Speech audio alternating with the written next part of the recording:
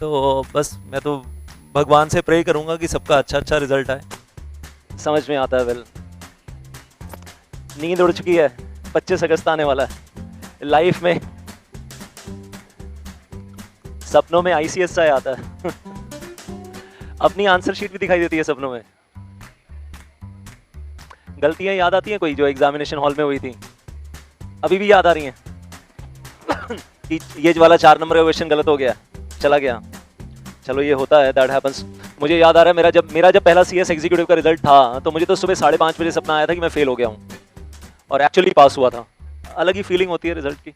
अच्छा, कुछ लोग ना पहले ही रिजल्ट से पहले सुपर कूल होते हैं, टेंशन ही नहीं है, पता है फेल होना है। मेहनत की नहीं थी, उनको ये भी मालूम है हमने मेहनत की नहीं थी, 100% कॉन्फिडेंस है कि हमें तो फेल होना ही है। टेंशन क्या है? अब टेंशन सिर्फ ये है कि मम्मी पापा से छुपाना कैसे है कि 25 अगस्त आ रही है और 25 अगस्त को रिजल्ट है, मम्मी पापा को पता नहीं चलना चाहिए। तो जो इतने सुपर कूल हैं, मैं कहूँगा उनके साथ दो बातें हो सकती है, या तो उन्होंने जो पहले गलतियां की थी वो उन्हीं गलतियों को आगे भी रिपीट करते रहेंगे and they will not improve, और फिर वो बाद में अल्टीमेटली सीएस छोड़ छाड़ के निकल जाएंगे। और रिजल्ट नेगेटिव आया, मेहनत भी नहीं की थी, रिजल्ट नेगेटिव आया। अगर सुधर गए और पॉजिटिव नोट पे काम करना शुरू कर दिया तो लाइफ सुधर भी सकती है।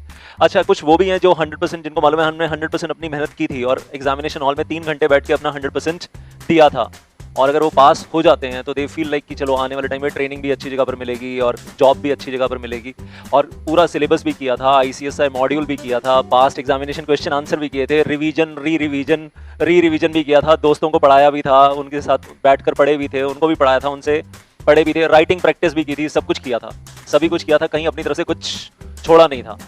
और उसके बाद अगर पॉजिटिव रिजल्ट आता है और निकल जाते हैं तो बड़ी अच्छी, लेकिन दिल तो उनका भी धड़कता ही है, क्या होगा क्या होगा। मैं तो कहता हूँ दिल किसका नहीं धड़कता? जो मुर्दा होता है, जो या तो रोबोट होना चाहिए या तो मुर्दा होना चाहिए। तो वेल, इंसान है तो डरना तो बनता ही है, इंसान है तो डरना तो बनता ही, थोड़ा सा डर तो थोड़ा सा तो लगना चाहिए, नहीं?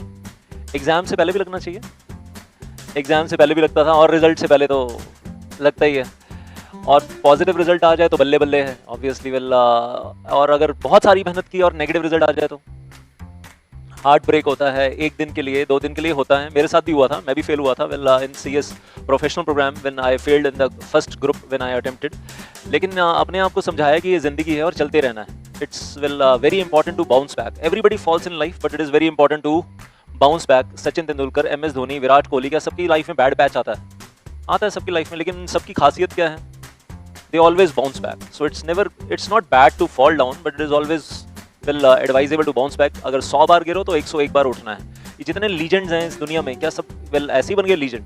सब लोग गिरे हैं। अगर मैं तो अपनी बात करता हूँ कि मैं भी लाइफ में एक बार नहीं, मैं तो 2 बार फेल हुआ हूँ सीएस के अंदर। तो प्रोफेशनल प्रोग्राम ग्रुप 1 में 1 बार हुआ, फिर प्रोफेशनल प्रोग्राम ग्रुप 2 में रादर 2 बार हुआ, तो total I will say 3 times. लेकिन मुझे लगता है प्रोफेशनल प्रोग्राम ग्रुप 2 में, मैं अपनी बात करूँ, प्रोफेशनल प्रोग्राम ग्रुप 2 में 2 बार फेल हुआ, और मैं तब तो आईसीएसआई को गाली देते थे अंदर से कि क्या है, मतलब इतनी मेहनत करके जाओ और फेल कर दिया। लेकिन फिर मुझे लगा कि यार मेरे अल्टीमेटली मेरे फायदे के लिए हुआ। क्या फायदे के लिए हुआ? कि जो कॉन्सेप्ट्स मैंने फर्स्ट टाइम उतने अच्छे से नहीं पढ़े थे, जिन 80% सिलेबस बहुत बढ़िया किया था, 20% छोड़ दिया था, सेकंड टाइम क्या हो गया, वो 20% भी और भी अच्छे से हो गया। तो फाइनली वो सारे के सारे कॉन्सेप्ट मालूम है कि आगे जाके प्रोफेशनल लाइफ में लॉन्ग टर्म में काम आने, तो शायद मेरे भले के लिए ही है। Maybe it was good for me कि ultimately well I gave the attempt second time, और ऐसी चीज़ें थी जो पहली बार में समझ में नहीं आई थी, वो दूसरी बार में समझ में आई। और कुछ लोग ऐसे भी होते हैं जो उन्होंने मेहनत तो नहीं की थी, हार्डवर्क तो नहीं किया था, लेकिन पास हो गए गलती से। ऐसे वाले रेयर केस होते हैं ऐसे भी, और बड़े खुश होते हैं कि हम तो पास हो गए। But I tell you one thing, होता क्या, वो कंपनी लॉ में एग्जैक्ट 40 आए हुए हैं, एसयूबी में भी एग्जैक्ट 41 42 आए हुए हैं। उधर वेल जेआईजीएल के अंदर थोड़े से ठीक ठाक से आ गए 55 56, और टैक्स के अंदर 67 68 आ गए जी। एग्रीगेट ना 200 की लाइन टच हो गई अपनी। अबे तेरे को कंपनी लॉ आता नहीं है, झंडू प्रसाद, तू क्या करेगा ट्रेनिंग में? और ट्रेनिंग में तेरी झंड होएगी सही में डेली बेसिस पे, और फोटोकॉपी मशीन में तेरे को खड़ा कर दिया जाएगा कि फोटोकॉपी बनाता रहे। तो ऐसे पास होने का क्या फायदा? अच्छा, वो बच्चा फिर अपनी गलतियों को इंप्रूव भी नहीं करता कि मैंने जहाँ कॉन्सेप्ट्स में कमियां हैं मैं उनको ठीक कर लूँ ना, कमियां ठीक भी नहीं करनी। फिर ऑफिस में बैठकर ये होगा, बेटा तू एक ही काम कर, कॉपी पेस्ट कर ले पिछले साल के मिनट्स, एजेंडा और वो सब कुछ, और ई फाइलिंग का तेरे को थोड़ा सा सिखा देते हैं। और ट्रेनिंग में अगर 20 महीने बच्चा यही काम करेगा तो फिर क्या सीखेगा ना? उसके बाद तो लाइफ तो खत्म हो गई, फिर सीएस की डिग्री मिलने के बाद भी कुछ नहीं है ना फायदा फिर। तो वेल, जो गलती से ऐसे वाले भी पास हो जाते हैं, फिर वो बाद में थ्रू आउट लाइफ अपने आप को कर्ज करते रहते हैं कि हमने इतना इंडिया का इतना डिफिकल्ट कोर्स किया। अरे भाई, तूने कैसे किया ये बता।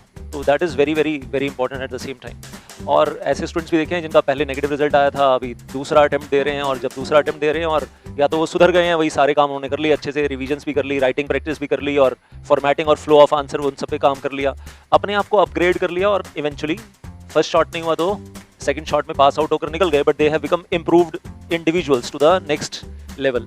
और कुछ लोग जो सेकंड टाइम भी गलतियां कर रहे हैं और रिपीट कर रहे हैं, और फिर उनको लगता है बस हम शॉर्टकट बुक्स पढ़ते रहें और ICSI मॉड्यूल को भी टच ना करें, BRET को भी टच ना करें, और बार बार फिर लुढ़क ही रहे हैं, अपनी गलतियों को भी ठीक नहीं कर रहे हैं, तो फिर कैसे चलेगा।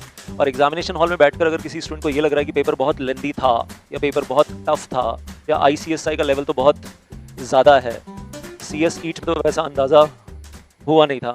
ICSI आइडिया भी नहीं लगने देता CS ईट में कि क्या होने वाला है तुम्हारी ज़िंदगी के साथ CS एग्जीक्यूटिव में। तो अगर ये लग रहा है कहीं, तो क्या हमें सोच लेना चाहिए कि हमें अपने ऊपर काम करने की ज़रूरत है, अगर ये सारी चीज़ें हैं तो all these things really matter a lot. बाकी I still remember the day when I finally got qualified as company secretary, जब मैं CS पास हुआ था, एंड बारिश हो रही थी बहुत तेज़ और 25 अगस्त का ही दिन था, और I was not going to see my result. हाथ पैर फूले हुए थे, प्रोफेशनल प्रोग्राम में मैं ऑलरेडी 2 बार ग्रुप 2 में लुढ़क चुका था, तीसरी बार थर्ड अटेम्प्ट था, तो मैं तो जा नहीं रहा था रिजल्ट देखने के लिए। And my father was like कि तू नहीं जाता तो मैं जाता हूँ। तो my father travelled all the way from Ghaziabad, he took the bus, तब तो मेट्रो भी नहीं होती थी, ही took the bus, he came to Prasad Nagar, then अपनी वो छतरी पकड़कर आए थे यहाँ पर, और बारिश में भीगते भीगते रिजल्ट देखा, then he went to a PCO and made a phone call at home to pass हो गया और CS क्वालिफाई हो गया। और फिर वो मामा जी, चाचा जी, यू अंडरस्टैंड दैट। हाँ, 25 अगस्त को तो फ़ोन ज़रूर आता है, चाहे वैसे पूरा सब बर्थडे पे विश नहीं करने के लिए फ़ोन करेंगे, लेकिन 25 फरवरी और 25 अगस्त तो फ़ोन आता है सुबह सुबह, अच्छा आज रिजल्ट आने वाला है, शाम को बताना ज़रूर कि क्या हुआ। तो बस मैं तो भगवान से प्रे करूंगा कि सबका अच्छा रिजल्ट आए। और ये वो दिन होते हैं जब हम चाहें तो फिलॉसफी की बुक्स लिख सकते हैं।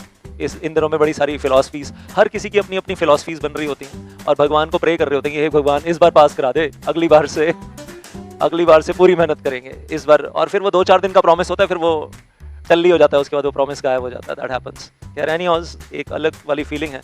तो 25 अगस्त को मिलेंगे सुबह। यस।